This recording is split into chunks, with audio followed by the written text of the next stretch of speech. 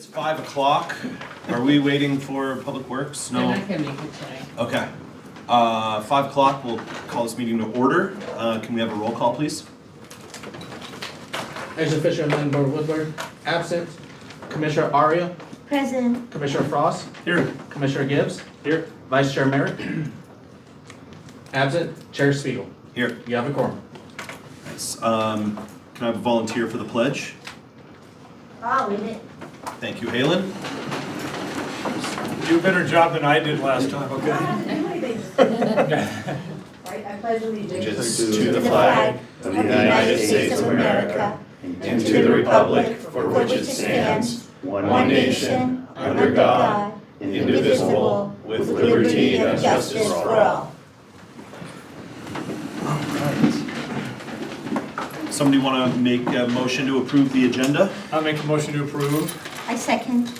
Cool. Consensus? Yes. Yes. Alright. Report on posting of the agenda. The agenda for this meeting was properly posted on June 26, 2025. Wonderful. We have no ceremonial presentations, so do we have any written or oral communication from the public? We have one public speaker. Can we go past this now, please? Thanks. Well, thank you. Sure. We have Ann. Hi, Come on up. sure. Real quick, I put something before you. I notified Mr. Chris Frost of his posting he made on Nextdoor, which talks about the sheriff department and speeding enforcement and abuse, and he'll have her tow every reckless driver off PCH, stop us from parking. He's predetermining the decision, so I kind of said, Mr. Frost, you perhaps might want to recuse yourself and seek legal advice from the city and or your private attorney at this point, because. What am I recusing myself from now? Public comment, Making Chris. decisions, you can't respond to me, by the way. Okay, I would just say you should seek the city's opinion if indeed your comment violates the Brown Act. It's just hypothetical. Thank you. Thank you, Ann. Do we have anybody else? No? Rolling right into some staff updates. All right.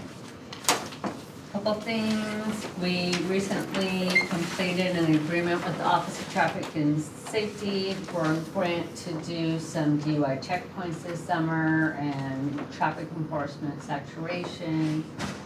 So that'll be happening. Although Public Works isn't here tonight, Travis stopped by my office just to let me know that we're expecting the new VOP vehicle any day now. So there's one update he had. Also, our contract with Cover 6 for security was extended by the council a week ago to go through September 19th. And that they also requested that the Public Safety Commission review it at 60 days. So at the August agenda, we'll be doing a review of that contract.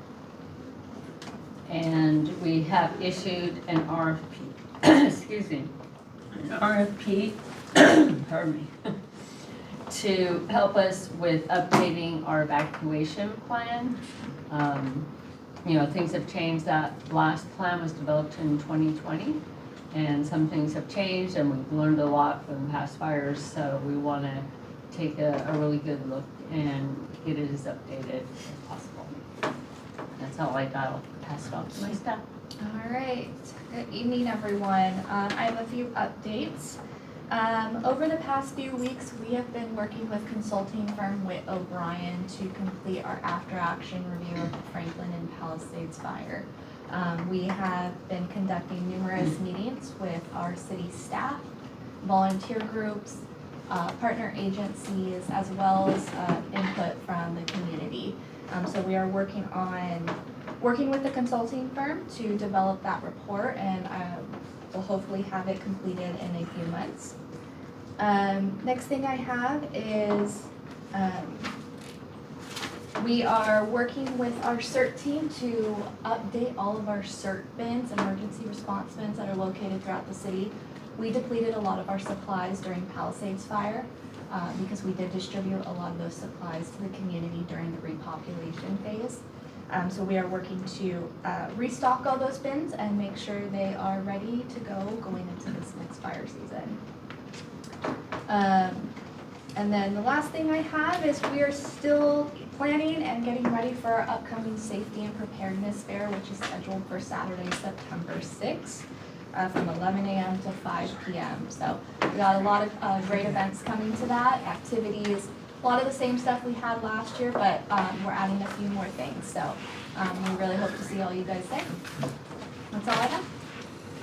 Good evening, Commission. Just a couple of things on my end. I know he's not here, but not to steal Chris Sergeant Soderlund's thunder. We've had 129 vehicles towed to the impound yard so far. So pretty successful operation so far. We had 2 new additions to our parking enforcement team. So a couple new faces that you'll be seeing around town issuing citations. And then just one final note, we have the year-round temporary impound yard that you all recommended will be, is tentatively scheduled for City Council presentation on July 14th. So it's coming up soon. That's it. That's all. Good evening, Commissioners, guests. I just want to give a quick update on our fuels out there for the upcoming fire season. As you know, our forestry division is who gives us our live fuel moisture updates every 2 weeks. The last one was June 11th, so they're a little behind. So these numbers are going to be a little bit different here in just a few days. But just to put some perspective, we talk about 80% being a threshold for fires being able to grow larger. 60%, we always talk about critical, right? They burn like they're dead. So normal for this time of year, based on 40 years of historical data, is 100%, okay? This year we're at 88%. So that's bad, we're trending down quickly. So I was gonna go a little bit more into the predictions for the coming 3 months, but Chief Smith's here, and the document I was gonna reference, I think he's gonna talk about. So just know that the live fuel moisture is down quite a bit from historic and last year's numbers. That's it.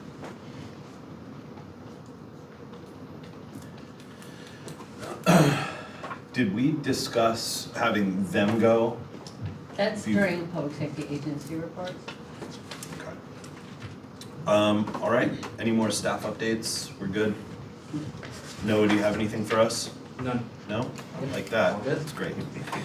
Josh, can I just add one to that? Of course you can. Yeah, we advertise some more to, we're installing the blue dot, the hydrant markers on private streets throughout Malibu.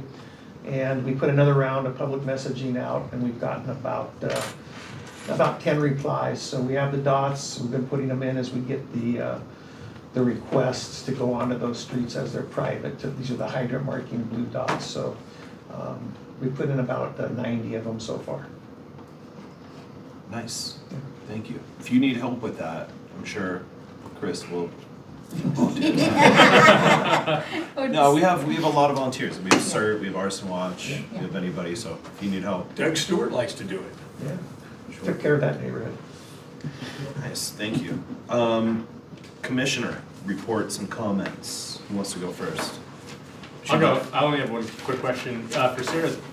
For the AAR, the consultant, have we spoken with the consultant regarding the brigade at all? The Witt and Associates, no. Yeah, this is more of an internal Just for the city? EOC operations, yeah. Because I heard you talk about CERT, but I know the CERT's more the city program, Yeah, so. because they were involved with the EOC. Cool, that's all I got. Okay, because it does mention in some of the stuff that they sort of seem to talk about a little broader based than just that. You don't, but they're told they're just restricted to the EOC. Well, the after, I'm sorry, go ahead. No, it's okay. The after action is focusing just on the internal within the EOC and our communications and coordinations with our, whether it's the volunteer groups or city staff. So it's really for the internal side. But if you guys would like to provide feedback, we can always schedule a meeting with the community brigades. And they'll just, it's basically questions on the communication and coordination that your team have with our EOC. So I'd be happy to schedule that. I can touch base after with you guys and we can kind of go with that. Yeah, we don't want to go out of scope. We just, stay within your scope of the program. So That's fine, I'm sure Keegan, I would be glad to talk to. Yeah. I mean, I know those guys, that's fine. Yep. Thanks. Sounds good. Alexis? Yes, so Gabe, hi, how are you? So, the claimed wetland in the Smith property, a few hundred feet from the city hall, and the palm trees that are very tall, and they had that area had 60-foot high flames during Franklin, we have pictures of it. So what's being done for those? I'm not familiar, you're talking about the property, right? in front of Yeah, City they Hall? call it the wetland, but it's very Wetlands, yeah. arid, yeah. And that is an environmentally sensitive area, which is something we continually run into and that we're not allowed to do any work in there. So I'm willing to pay for those trees to be moved next to the environmentalists' homes. They're more than welcome, I'll pay for it, for them to put it there. Well, Alexis, we did have a tree grant that we just finished, and we were willing to pay for Yes, other areas, palm trees to be removed, but we were not permitted to go in there. okay. Even though they're non-native. And I've been vegan for 28 years, so I mean, I want them to prove to me they're real environmentalists because it was very dangerous. That area is completely arid Yeah. and has tumbleweeds too. Okay, that's great. And then, do we have like air quality reports monthly or quarterly, like right now, to know what the condition of burn areas are for asbestos in the air, any chemical? Do we have that happen? I don't know, but I used to reference South Coast air quality data for that, but I don't know if that's still current. That sounds good.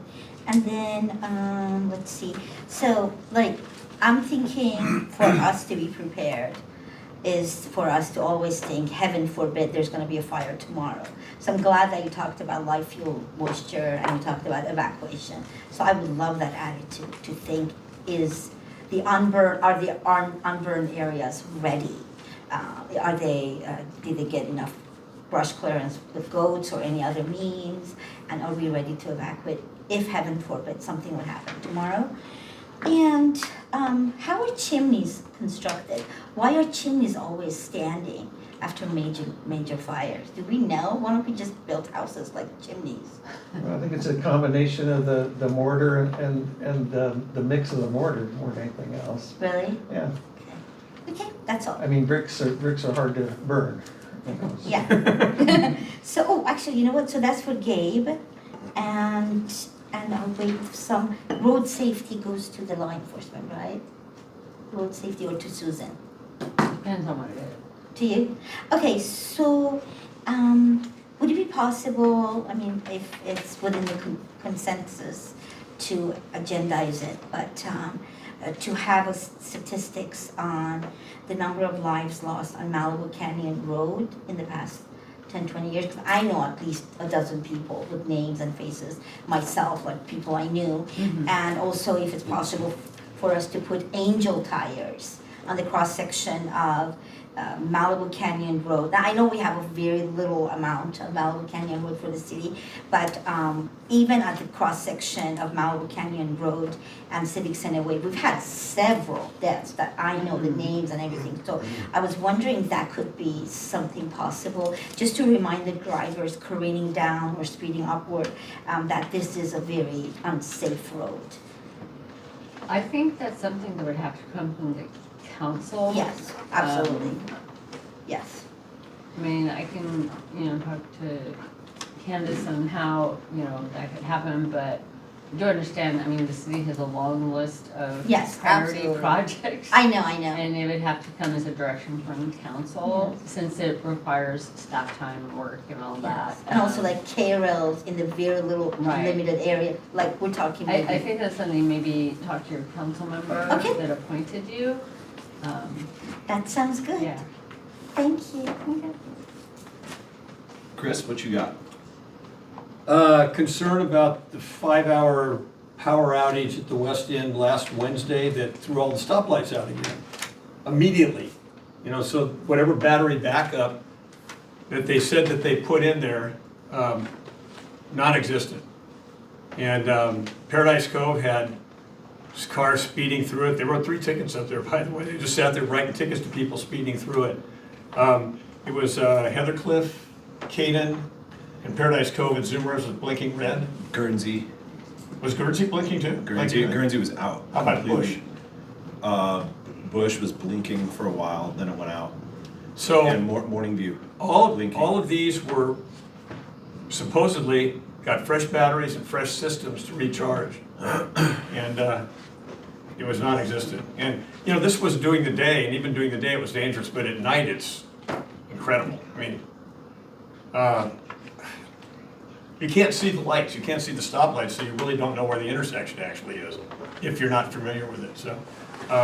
It's probably something that maybe Public Works needs to get with Caltrans. Yeah, and this is something that Candace, our interim city manager, she has scheduled an internal meeting to talk about this, especially since Edison has warned us that there's gonna be more frequent and longer PSPS events. The PSPS event on Wednesday was caused by a squirrel going up a pole at Point Doom. Oh, yeah, it wasn't a P, it was just Yeah. It wasn't a power. PSPS, I'm sorry, it was just a power outage. Yeah, But Brian Dew, their head troubleman, told me, he goes, you're gonna see this all the time now, and their system is set to tweak just like that. Anything gets in there, they're shutting it down. When before it might have taken Yeah. 10 minutes, or it might have come back on in 10 minutes. But now it goes off, they have to inspect it, then they have to inspect the lines. And they gave a shout out to everybody that the power would be back on, they gave a time. Brian Dew got on the phone with me, he says, I don't even know where it is yet. He goes, I'm driving out there to find it, so you can't really rely on their website or their people telling you what's going on, so it's a problem. Hello, sorry I'm late. Hello, thank you for coming. Anyway, that's it. One of my comments, I was going to touch on that, but we had a pretty good handle on the generators powering the lights. Right when a PSPS happened, the generators were already staged, because we knew it was going to be a red flag event, and it was very likely that we were going to get we were going to lose power to these lights. So generator stage, power's on. Now the way it's set up is that when the power goes off, then Caltrans, or whomever it is, the vendor brings out the generators, plugs them in, and it's about a 6-hour lead time between powers out to generators hooked up. We need to go back to the old way, and I understand the explanation of liability with the city, but this needs to be addressed, and I don't know how to go about it other than I don't have a relationship with Ambassador Bond, City Manager Bond yet, but I think that this needs to be brought up vociferously. yeah, I'll make sure to include it when we get together, because that Public Works is probably the ones who put those out when you saw them go out. They were. Yeah, it wasn't It was Caltrans. Travis, It was, yeah, it was our Public Works. before, Mhm. and now it's their vendor. Yeah, well, and I know This there's last year. always been sort of a debate or Yes. tension on Caltrans should be doing it, right? Yet, we ended up doing it because the situation was such that we just had to do it, but I don't know where it stands right now as a Public Works question, but I will make sure that when we have our meeting that I communicate that. Yes, McClary agreed to the change when McClary was here, saying that there's too much liability for us to go touch their box. Yeah, The batteries are supposed to kick in. The batteries are supposed to, but they don't. We all know that they don't. So the batteries need to do a better job, but they just They don't. need to do the job. Yeah, they need to do their job. So I guess we can, if it's okay with the rest of the commission, I can go and I can speak with, or at least send Ambassador Bond an email and say, hey, you know, as a matter of consensus, hey, this is something that we keep bringing up. We need to figure this out. Because we can't go 10 minutes. I mean, 10 minutes, okay, like we get it, but we can't go 3 hours without a stoplight. I think she just. Morning View where our kids are, I mean, or anywhere. Good point. Okay, what else? So traffic lights. The tow lot, you said July 14th, that's great, I'm happy about that. The speed cameras, where are we specifically with the speed cameras? The use policy and impact report is in public review right now. That'll Okay. end in a couple of weeks. It'll go to council at the August 11th meeting, and once they approve that, then it's a green light for Public Works to purchase the cameras. I know they're working on putting all the poles in, because that they could do while we were working on the other side of it. But they can't do any procurement of the cameras until after August 11th. Okay. But the plans got approved through the planning commission. And that like the money's there, ready to go? Oh, yeah, it's all good, Okay, yeah. wonderful. They need a CD, I guess they need a CDP for those, I isn't believe it? so, yeah. Yeah. Yeah, but that all went through.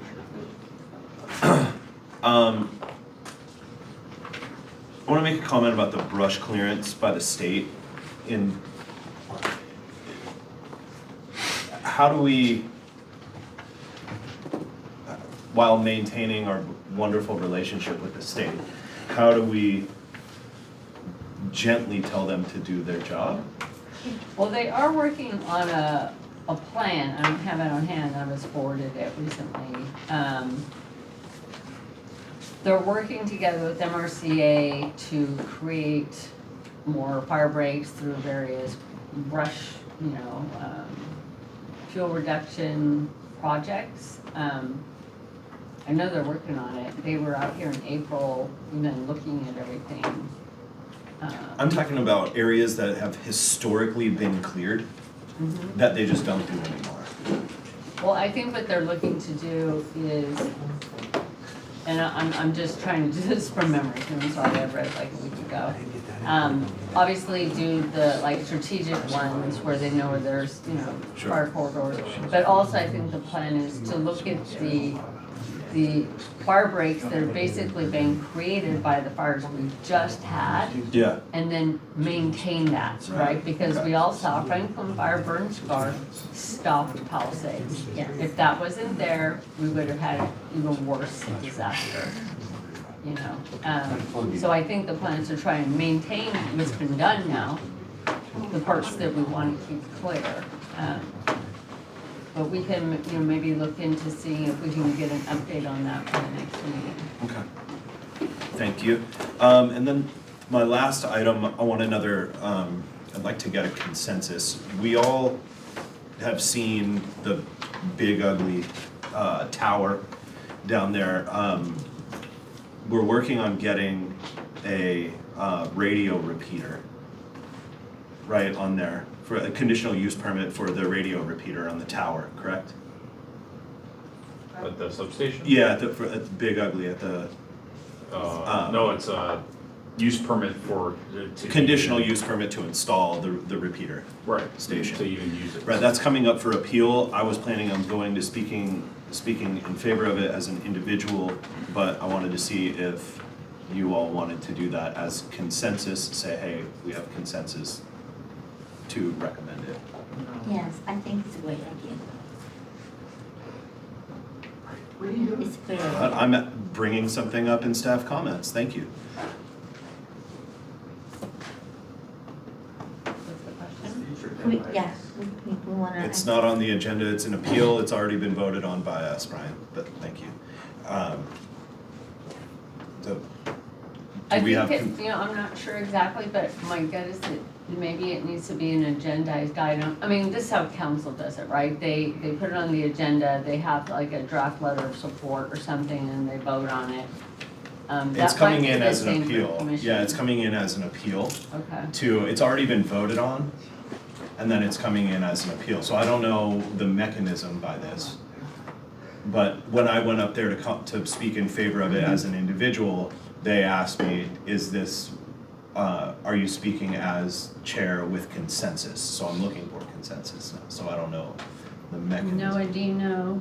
I would advise to have this as an agendized item, just for legalities of Okay, it.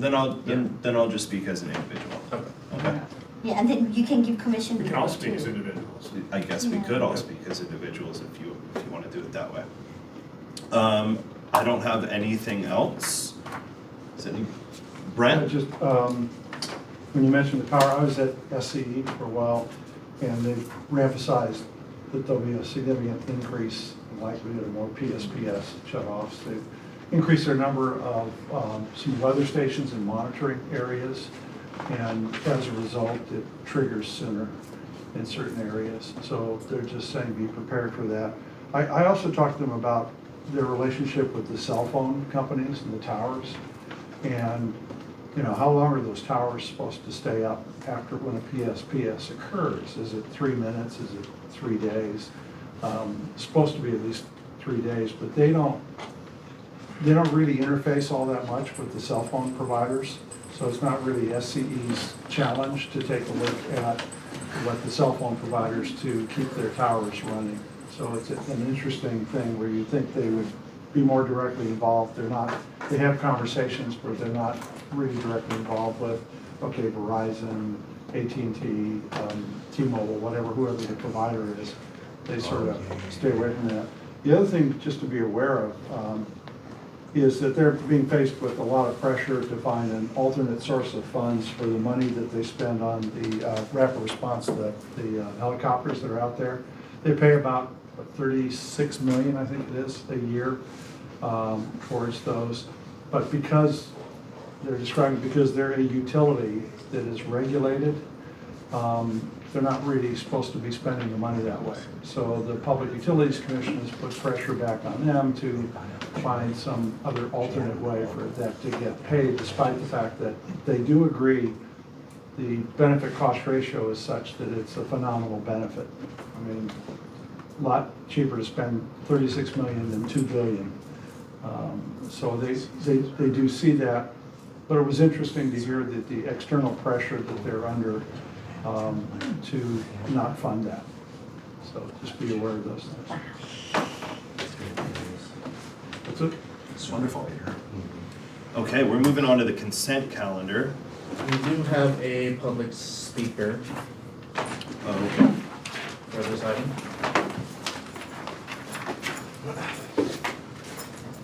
Thank you. Cheers. Ryan Embry, It's just me, I wanted to come on say up. thank you that the minutes are quite nice and thorough for September, which is before you, I think. I'd like you to add the identifier or acronym ALPR before the word car, when you say the car, because you're talking about the ALPR car at the time of the other commissioners who are on the commission. We're talking about that, if that was the vehicle that went kind of over the hill for a while and had to come back home. And because the ALPR car is also essential beyond, because we paid for it, and beyond the camera system that's a block-based system or the city's own ALPR system. So it's kind of 3 different systems. We need to take advantage of all of them. And I think we have 10 LiDAR guns now. I kind of was curious as to where, how the deployment would be. Maybe that's a future agenda item. Thank you, Ryan.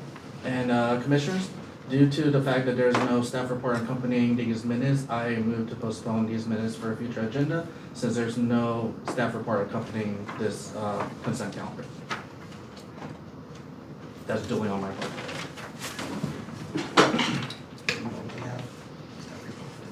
Okay, that makes sense. I recommend to postpone if Okay. the commission is okay with that. Consensus to delay that vote? Yeah. Yes. Okay. Works, thank you. So there's no additional items on the consent calendar other than those 2 minutes. New business, moving on to 5A. Sure. Public speakers? No public speakers on this item. Okay. Great.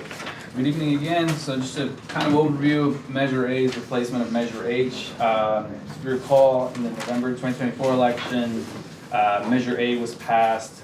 It's basically replaces the previously enacted Measure H. So this is half-cent sales tax increase to basically broaden the amount of funding that's available for not just homeless outreach, but procurement of housing, establishing new housing and protecting existing housing, as well as a range of different services. So that's we benefited from that new Measure A in the way that the COG, the Las Virgenes Malibu COG, expected to receive $620,337 for this coming fiscal year. Specifically, the city of Malibu, it was allocated $291,441 from that 620. There's a table for those allocations included on the staff report, but essentially this funding, we're working with the COG and with people concerned to determine an effective use for it.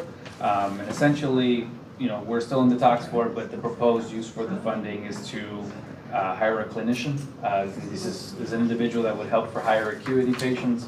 We're gonna have a part-time outreach worker that would augment the existing outreach team that we have here, as well as 3 additional interim shelter bed units at Turning Point facility. So the only thing with these resources, obviously, it's a COG shared resource, so it's something that we'll have to, that would be spread between the different COG cities, Gora, Calabasas, and so forth. But it is a great resource to our existing outreach efforts. 3 more units are always welcome, as well as an additional outreach personnel, as well as a clinician for those higher acuity patients. So it's really kind of an overview of Measure A and how we benefit from it, but essentially it's a new effort to try to generate additional funding as well as diversify that funding for just kind of a more comprehensive range of support for addressing homelessness throughout the county. And a lot of the concerns that were brought with that measure were essentially transparency and accountability. And so there are measures in place from the Board of Supervisors.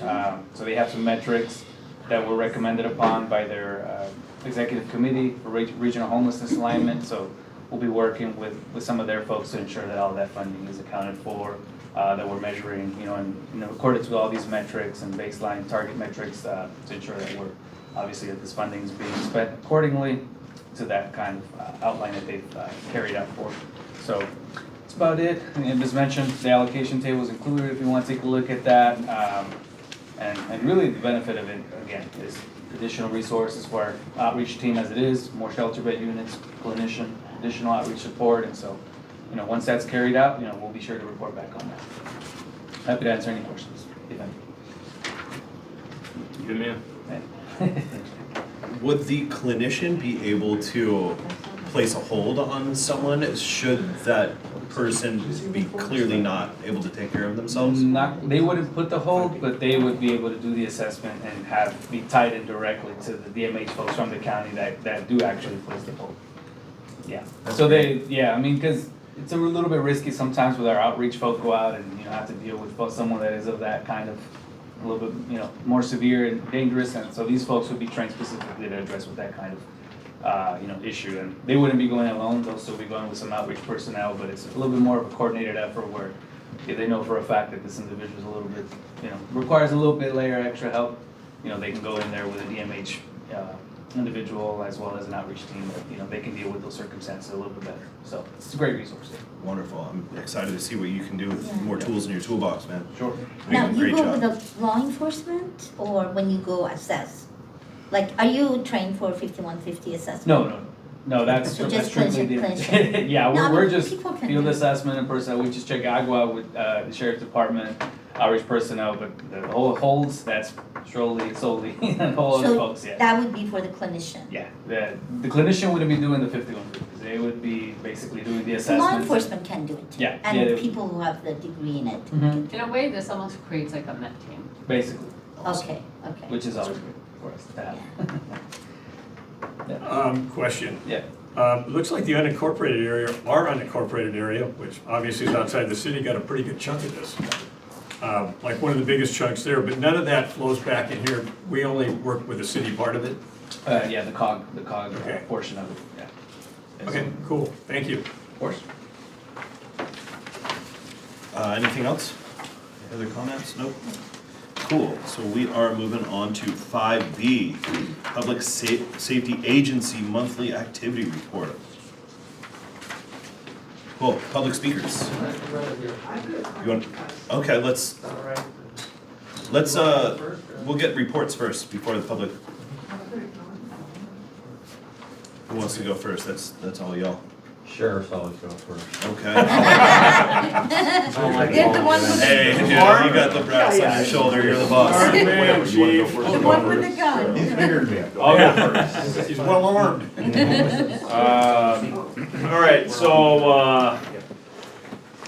on the 19th of June, there was a attempt robbery in the 22,700 block of PCH. A female transient attempted to take a wetsuit from one of the businesses there in the shopping center. The shop owner was able to take the wetsuit back, and then the suspect assaulted the business owner. The suspect fled on foot, and one of our Malibu volunteers on patrol heard the crime broadcast that the deputies broadcasted over the radio, and were able to observe the suspect near the Malibu Lagoon nearby. And deputies responded swiftly and took that suspect into custody, and the DA filed attempted robbery on the suspect. Can you down by Zuma J's? Again? That is it. Okay. It was Zuma J, it was Zuma J. He's always, I was trying to. okay. Bye. On the 15th of June, there was an attempt to murder at Zuma Beach on the sand by Tower 5. Two homeless individuals, a male and female, they were just friends, no romantic relationship. Got into an argument, and the male started strangling the female. Beach team was actually deployed then that day because it was a weekend. They responded swiftly. There were two bystanders / witnesses who saw the altercation and interceded and stopped the strangulation. The suspect fled towards the parking lot, and the beach team deputies were able to apprehend the suspect, and the DA filed attempted murder charges on that suspect. Fortunately, the victim was not seriously injured, and kudos to the witnesses for actually doing something, calling 911 and stopping the suspect. Former public safety commissioner, Who was it? Dan. Oh, was it Dane? Yeah. Awesome. Pretty nice. Good. Earlier today, about 11:45, 11:30, there was a traffic collision on Decker Canyon Road, about a mile north of PCH.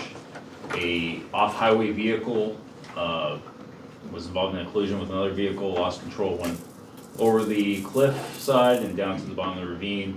The solo occupant of that vehicle was ejected and pronounced deceased at the scene. We're still pending next of kin notification, so I can't really give any more information out on that. Decker's closed, right? It's still closed. Right, we have to recover the vehicle from the bottom still, so it's still closed right now. Is that in the city? It is in the city limits, yes. That's true. July 4th on Friday, Independence Day. So there's a lot of activities going on. We have the Point Doom Parade in the morning. Our VOPs are gonna be out there in force. The CERT team's gonna be out there. I'm gonna be out there. It's gonna be a great event. Beach team is deployed, so we're gonna have extra deputies on ATVs. We're gonna have extra motorcycle deputies out and about doing traffic enforcement, and should be a smooth day. And that is all I have, so I'm available for questions.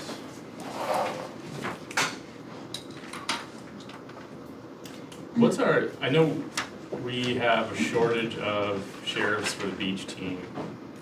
Did we augment like our contract with the sheriff's department to balance out what the availability for the deputies was?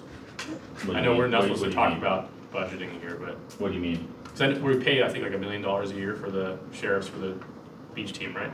That was budgeted, but we're only charged for what they actually Actually use. comes. Oh, right? got it. Okay, cool.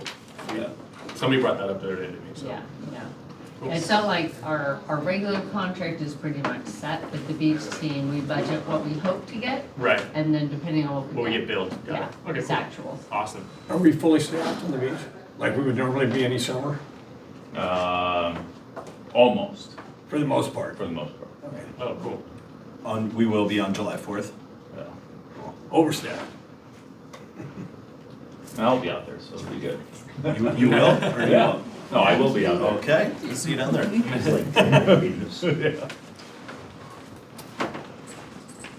Okay. Mr. Russo. Hello, everybody. Couple of things. We got a new VOP I wanted to talk to you about. So he comes to us actually from LAPD. We have a lot of VOPs or volunteers from LAPD for whatever reason are jumping ship. I think they understand that we're just a better program than yeah, they're coming to us in droves. So We're actually rad. getting pretty selective with them. So, but yeah, they're all coming kind of from Valley Side LAPD, which is interesting. And when he completes his training, this will be our third LAPD volunteer we've gotten in the last year. So, kind of excited about that. We went through some tourniquet bleed training, which we try to always kind of keep up on our training yearly. We want to do some fire training prior to fire season. We learned a lot obviously during these last learned a lot in Woolsey, but learned a lot in Palisades and Franklin and the Broad Fire. So we always seem to be in the middle of these things. But so we really like to get our team kind of spun up and ready for fire season. How many are on your team? 23. Are you planning on trying to train all 23? Would like to. Well, I have a couple people that are out, but yeah, I'd like to get at least 20 of them trained. Just have fun. We'll talk. We're putting Yeah, something yeah. on in the fall, so. Okay, yeah, I mean, we love training, so anytime we can get something, we're there. We love to do that stuff, so. Only helps us. In terms of the vehicles, great. I'm excited to hear that third one is expected any day now. The two beautiful ones that are up there ready to go are just up there ready to go. So when the bailment agreement, I think, gets signed, it's rattling around the sheriff's department labyrinth right now, so I don't know exactly who's got it, but we're waiting on that. So, excited about the new one. And then, just kind of some observations, from our team. Summer's here. I mean, we're really seeing a lot of, crowds up on the point. Westward is busy. I mean, luckily Beaches and Harbors is shutting that gate on Westward at night. So that's really cut down. We do go in there at night afterwards and just kind of flush people out. Because you do have people that will linger in there, caught some bonfires, whatnot, fireworks in there, but it's a big plus that they are locking those gates at night, so we're pretty happy about that. And then we're doing the Point Doom Community Parade on Friday, so we are doing that in conjunction with CERT. It's the 26th annual community parade, should be fun. I've been working very closely with the PTA for Malibu Elementary, and then the Point Doom Community Services District, I think, is the entity. And so we've got that all lined up. We've got our positions in place, and we're ready to go. Lineups at 9, starts at 9:30, and then I think the festivities when they get to the school are going to go on till about noon. So that's it. We're ready for this weekend. We've got all 2 of our cars out. So we'll be good to go. We're riding like 3 deep in each car, so there's a lot of us out, so. Anyway. Your 2 cars up there, once the bailment's signed, then you have to have them outfitted, or are they ready to go? No, they're outfitted. So, They are outfitted. So what happens is when the bailment's signed, right, because it has to be signed by the sheriff's department, then it goes to the city, they have to sign it. Yeah. And then we take it down to Fleet, Sheriff's Fleet, they do an inspection, they adopt it into their fleet, and then they put on the logos and the radios, and then when that's complete, then it comes back. It becomes essentially a county numbered vehicle at that point. How long does that take? The part where it goes down and comes back? Well, a lot of it's the, time of the year. I mean, I'm hoping, but when it goes down to county, from the time they do the inspection and put the logos on it, hopefully a couple of weeks. The hard part is just getting everybody to sign the bailment agreement, because it's gotta bounce around a lot. And then, there's been, they had all the issues downtown, a lot of resources went downtown for the demonstrations and all that, so a lot of people were out of place, so, hoping And the now. person who used to do this is out right now, right? The sergeant? Sergeant, yeah, sergeant, that kind of was the coordinator for this, was out. But it's not to say that it's not getting pushed, it's just that it's, the paperwork that was required was submitted, and now it's just a matter of following up and seeing where it's at, what stage it's at. Because, we'd love to get these cars out this summer. I don't know that that's gonna happen, like it to happen, but, we'll see. So. Any questions? We did catch the robbery suspect, so. Thank you. Thank you. Actually, Mark, the white bus is back. I know, I heard that. Yeah, okay, Which one? Ram, the Ram bus. Yeah, your buddy. After all these years, Was it just a year ago? Was it? feels like forever ago. He took the ram off the front there. It's got a big piece of wood over it, so. okay. Chief, All right, so your 4 fire stations in the city of Malibu are doing great. I'm still on the hunt for replacing Fire Station 88, so if anybody has any loose property, just let me know. That's one of my targeted plans. We are targeting to put truck company service for the city of Malibu and the surrounding areas, so this is Battalion 23, and that's gonna be housed at a Fire Station 70. To be determined on when that's gonna happen, but hopefully within the next month or so. We're getting some new apparatus, so we're gonna get a hand-me-down truck company, or Quint, if you will. It's gonna be at Fire Station 70, since it's the largest station we have that can house something that's, 50 feet long, so. Looking forward to that. To complement what Captain Etcheberry was saying on the relative risk, so I helped formulate that document with the Geographical Area Command or Coordination Center, used to be called Command Center, Coordination Center. And so there's a group of meteorologists, fire behavior analysts that work on that. So what does it mean for us? So right now, our live fuels are historically lower than they are, but it's not a big piece. And you have to remember that we actually have 2 different scenarios for the Santa Monica Mountains. And 2 of those different scenarios lie within the 101 side of the house, and then they lie on the coastal side of the house. So we have little to no large fire history in the absence of Santa Ana winds. So meaning we have some routine daytime topography fires. They're dominated by the southwesterly wind. They move to the top of the ridge, and the live fuel moistures, yes, are lower than they are. But in the absence of wind, they're relatively manageable. Any fire that you have could have relative risk to it, so the size of the fire doesn't equal the complexity. It's where the fire is burning, what its path of travel is, and what infrastructure's in place categorizes what complexity is, not necessarily the size of the fire. If you have a large fire with no values of risk, you just have a large fire. So what does that mean? Everything relies on fine fuel moisture contents. Without fine fuel moisture contents, dry grass, which is abundant this year, because remember, just this year is we're in a half deficits. We average 14 inches of rain here. We're at about 7. You can chase the needle to 10 inches in some places. But nevertheless, we have an abundance of grass, even though it doesn't make sense because we have half, just for fun, let's say the half amount of rainfall doesn't make sense. Grass sometimes doesn't care. What matters is the live fuel moistures on soil saturation and how much water is retained.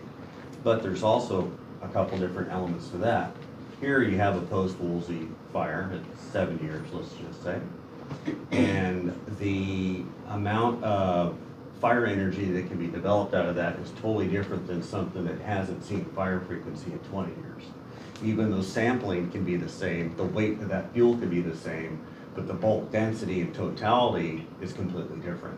So you can cut something that's 20 to 30 years old, and it's a nice little piece of that bush, and then you can have the same size and shape of another same species of that bush, weigh them, and they can equal the same.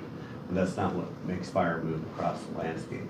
It's how much dead wood is in that and how many tons per acre. And so if you think about Woolsey, it hadn't seen fire frequency since the start of the 78 Canaan fire came to the Canaan corridor that came down. If you look at the Franklin fire, you look at the Palisades, it's contributed to wind and old growth vegetation energy release, which equals resistance to control. So all that being said, you can still have a fast rate of spread in young fuels with dry grass, but our tactical opportunities of engagement are significantly different and more of an advantage to us rather than something that hasn't seen fire frequency in 25 years plus because of the energy release that comes out of the fuel bed.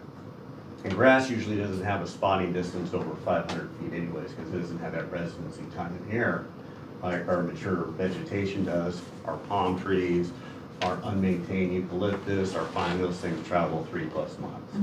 So a couple different animals. So I can say for the relative risk for the area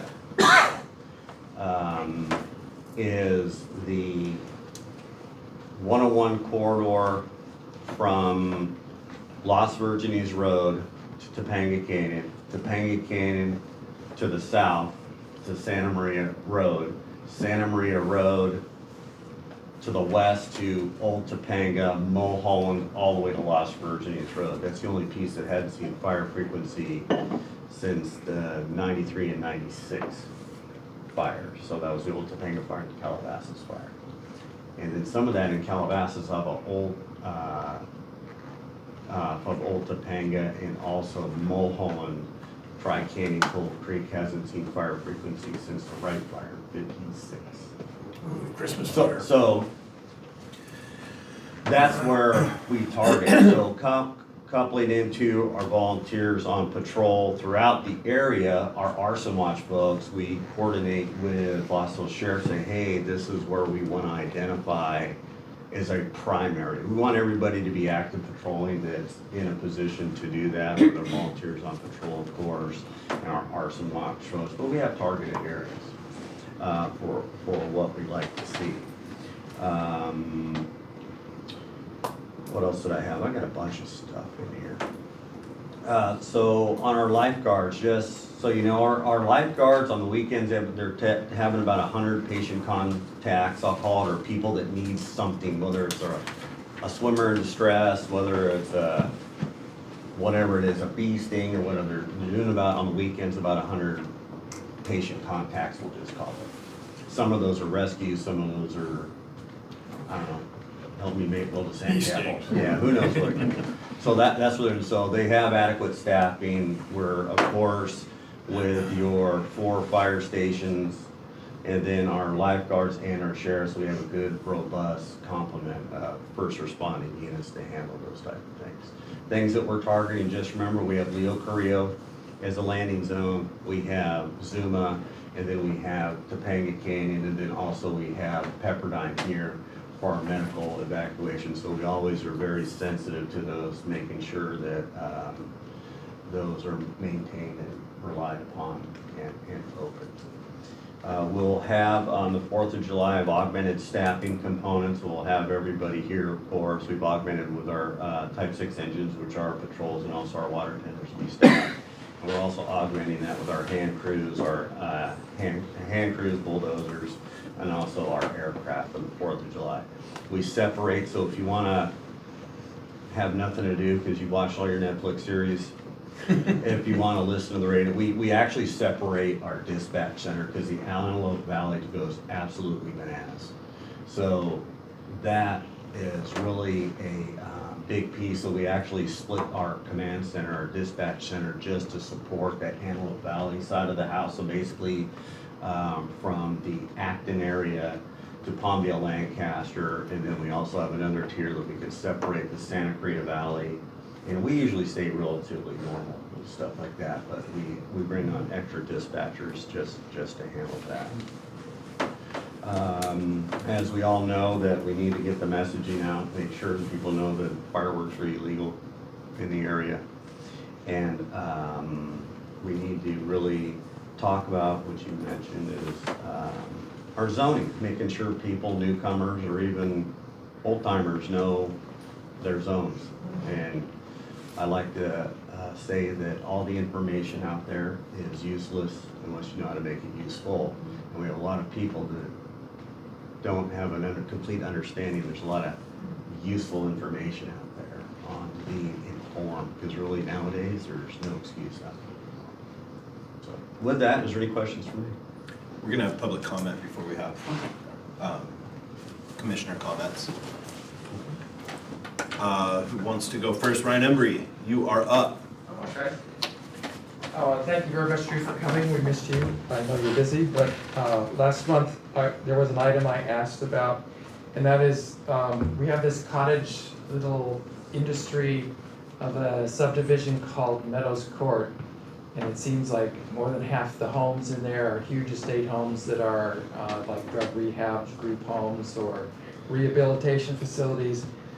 I don't see in the fire report all the false alarms that seem to be coming from those residential addresses.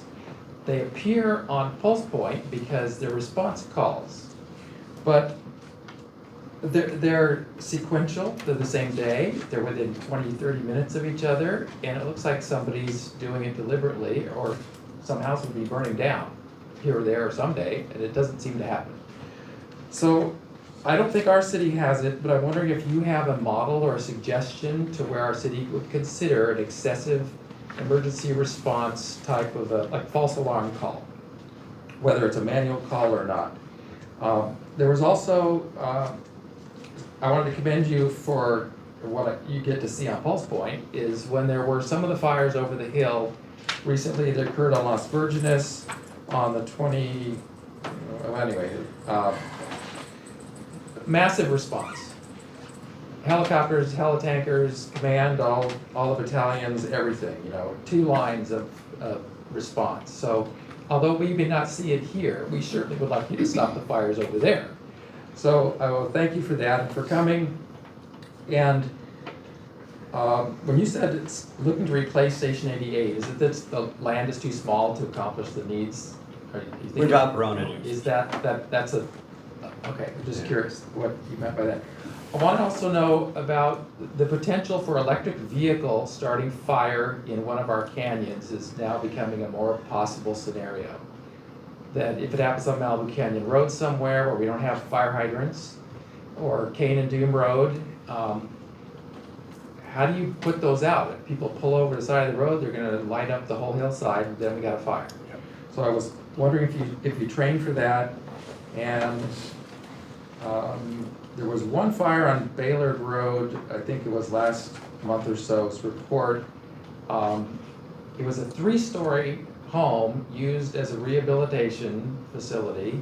They had $30,000 of damage, and it looks like somebody set the yard furniture on fire, if you read the report. This type of, if that's nefarious type of arson activity, would that show up therefore later on the sheriff's report, or do you do a little arson investigation within your own department? So thank you. Thank you, Ryan. Ann, Hi. come on up. I'm talking about the homeless report. I just want to hear it first, because the city's spending in excess of $400,000 a year on 35, was it 33 homeless people? That's a lot of money. So, We're not We're not on that agenda that's yet. just what you call it. Oh, this is the tow yard, I guess. Is that gonna be year-round now, or just for that period of time? That's for the CUP, or you'd go year-round?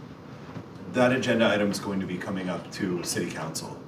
So you're thinking of going year-round at Malibu High School? This is, no.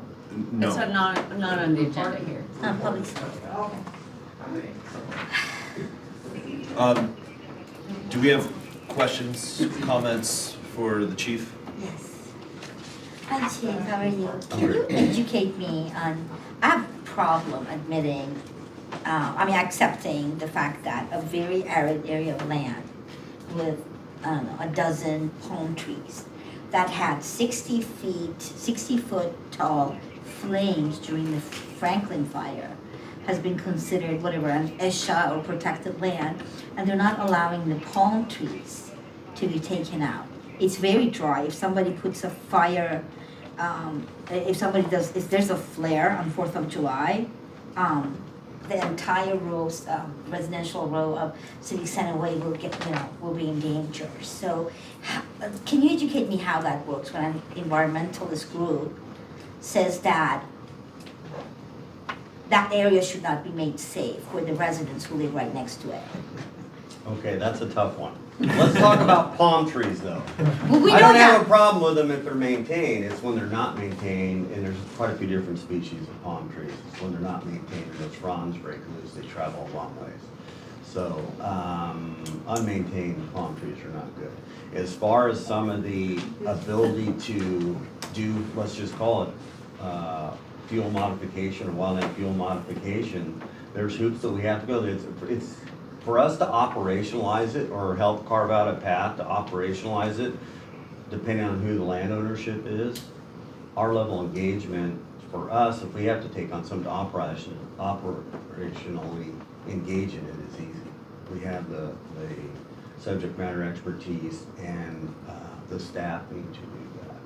But as far as the hoops you have to jump through or what we have to battle with some of the opposition for land management practices, I have no clue on how to tackle that because we've been trying for a long time.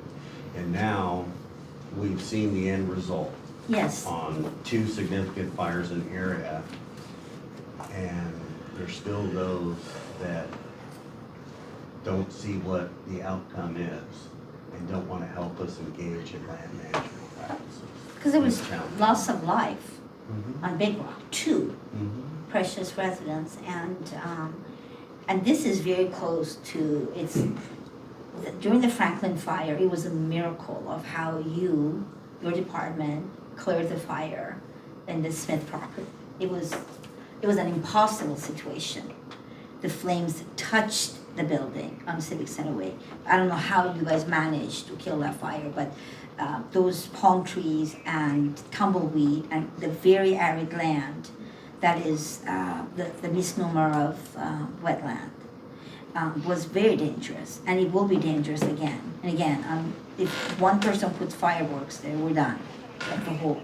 So, in your experience and incredible amount of education, there's still no solution to that, right? I think there is. We have to bring what the opposition is into an open discussion, and we have to present a why. And we have to have, truthfully, if we have the legalities to do that, we can do it. And if there's opposition, we won't. If we have all the legal abilities to do it, we can do it.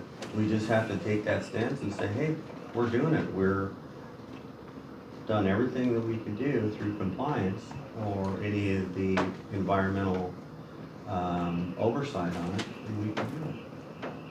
That's just a stance we're gonna have to take. I don't know, I feel ambitious enough to want to do it. I don't know how. I don't know how, but, and also like for fire zones. So maybe we can just put a small sticker on mailboxes. 111, 112, 113, 114, so people will be seeing it every day.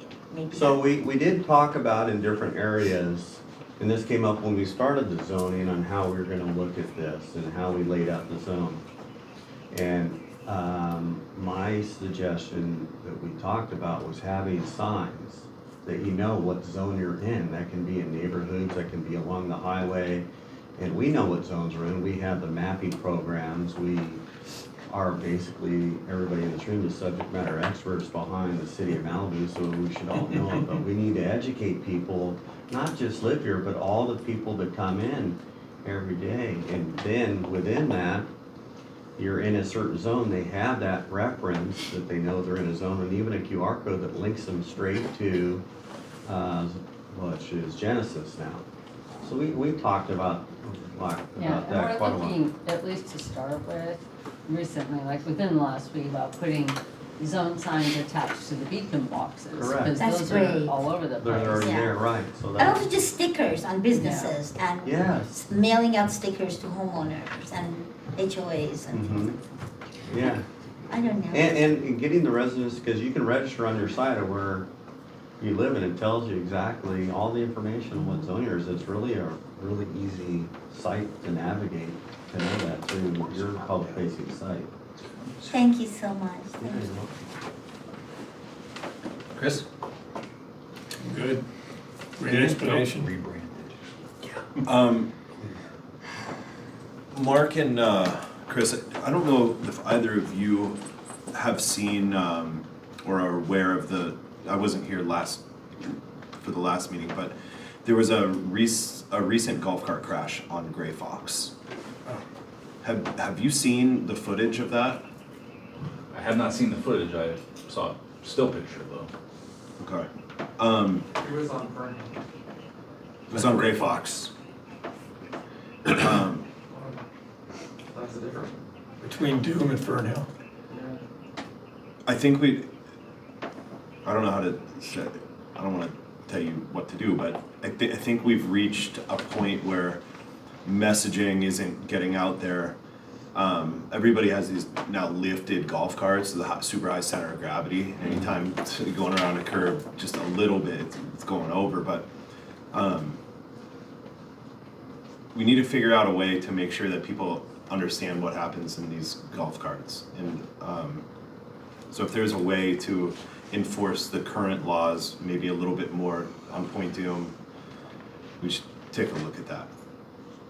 Okay. I don't know what we can do or what we can agendize, but So- if you see the video, it's pretty So golf carts, crazy. yeah, golf carts, they have to have registration, insurance, so you have to have a licensed driver to drive them.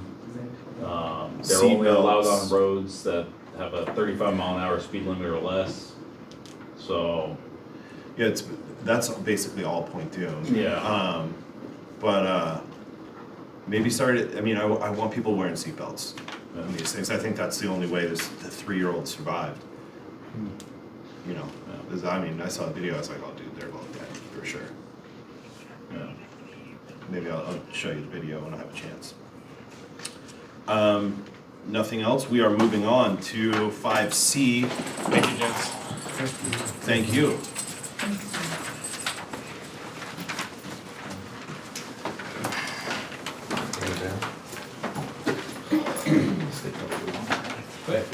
So, got the May 2025 Homeless Services Report, monthly report, another great month by our outreach team. We had 4 individuals moved off the street, 1 went into permanent housing, 2 were temporarily housed in interim shelter bed unit, and 1 was relocated or reunified with their family, so to speak. So again, great work being done by our outreach team, exhausting every resource they possibly can to get some of these folks off the street and into housing and into the services that they so desperately need. So again, great work by our outreach team, and happy to answer any questions. I know we have a comment on 5C. Ann, would you like to comment on 5C, please? Sure. The city is expecting in excess of $400,000 a year for these, now I think it's 33 homeless people, or I think it's down to 450. I don't know, I'm sorry. So it's a lot of money. It comes out to about, we just gave checks for 11,000. Also, I'm not sure if you're aware, LA County has a program to take our homeless and move them, if they have mental illness, move them to Norwalk where they can have mental treatment. And we voted on that tax. So I'm not sure why we even have this program when LA County will assess and take anybody to Norwalk where they can seek mental treatment. And we voted for this, and Governor Newsom made the money available. Thank you. Thank you. So to address both those points, we have the 33 number because we've exhausted resources on outreach team. I mean, our number used to be 239, over 200, so gradually, month by month over the years, we were making these housing placements. And in regards to that mental health facility you're talking about, our outreach team actually is using that facility. So they're hand in hand working with LA County DMH, LASA, all the county agencies involved to make those placements whenever they're possible. And basically house individuals wherever there's a bed, and getting them to that right place at the right time, so, yeah. I would say without this investment, you'd see those numbers go up pretty quick. Hugely. Yeah. Yeah, in my opinion, it's money well spent. I think you and the team are doing a fantastic job. Yeah, and there's always gonna be work to be done. I mean, I know we still have a little convening of folks at Legacy Park. Obviously, a few little issues here and there that we have to keep addressing, but we continue to explore solutions for these folks and house these folks on a regular basis. So, yeah, a lot of good work being done by the team. So, Does anybody have any comments, questions for my man? No? Just to thank you. thank you. Thank you. You guys. Okay, what is our last agenda item? Parking enforcement monthly report. Great, so 5D parking enforcement monthly report, we just hit the 1 year mark of our parking enforcement team, so we're gonna hit that tomorrow, basically, on July 3rd. They've been here for a year. We're talking about the monthly report for the month of May. So we had a citation count of 3,879 citations, which is, the highest amount of citations that we've issued this year so far. And you guys all have the monthly report, essentially the breakdown of the most common violations. As usual, no front or rear license plates, 41.6% of the citations. Obeying signs, curbs and markings, 25.1. Expired registration, 11.1, and fire hydrant, 5%. And all the rest of those violations constitute 17%. So again, busiest month so far by the parking enforcement team. And yes, that level of enforcement is expected to continue into the summer as we expect that influx of visitors. But happy to answer any questions. I have a question. Wait, we have public comment. Sure. Okay. Ann, you're up. I skip. I'm sorry, pass. You would have hit bingo. I can ask. Chair, we do have another public speaker slip. Would you like to address? Yeah. Okay. Can I guess? At the same time. There were some comments that were on Nextdoor recently about the fact that our city is enforcing the parking laws now quite aggressively. And mainly because it's summer, but that's when we have the most opportunity to have the most. So everybody knows that all the cities, they bank their revenue from fines and forfeitures. It goes into the general fund. And our city is still paying for the LA County summer beach team on Zuma Beach, which is something approaching 900 million or something like that every year. And we're also paying for, or likely will be waiving permit fees for this, that, and everything. And so those expenses also come out of the general fund. We have a 0.5 cent sales tax our voters of Malibu imposed upon ourselves. And although it is not tied and it just goes into the general fund, there were things on there that encouraged people to vote for it for things like public safety and fire prevention and other things that we're getting along and doing. And I also wanted to say that we should probably consider agendizing or discussing the city of Malibu, now that we're 30-something years old, is taking over the developer fire fee program revenue and utilizing it internally as a city, because we have our own programs. We have our own department now of public safety. We're ready to do that. So that kind of ties into the revenue. The fire developer fee brings in my mental calculation, something between $700,000 to $1 million a year. And I think we could use that money effectively.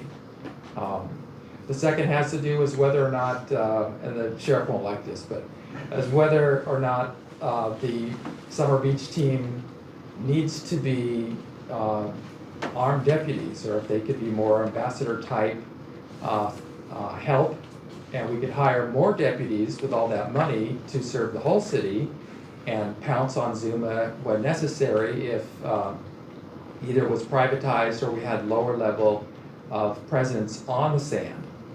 And that would help the entire city. I know it's a big shake-up to the program, and I'm sure I'm gonna get flack for it, but it's something to think about. Thank you.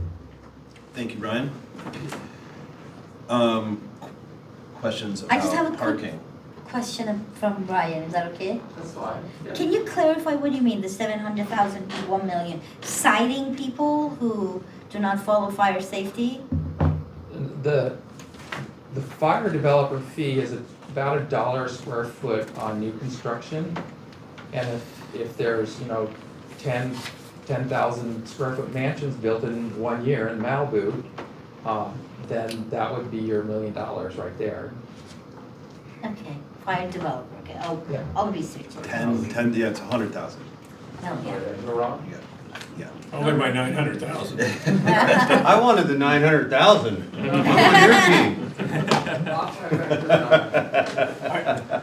I have a question on the warning status, no 3694 and yes 185. Is that people that contested tickets?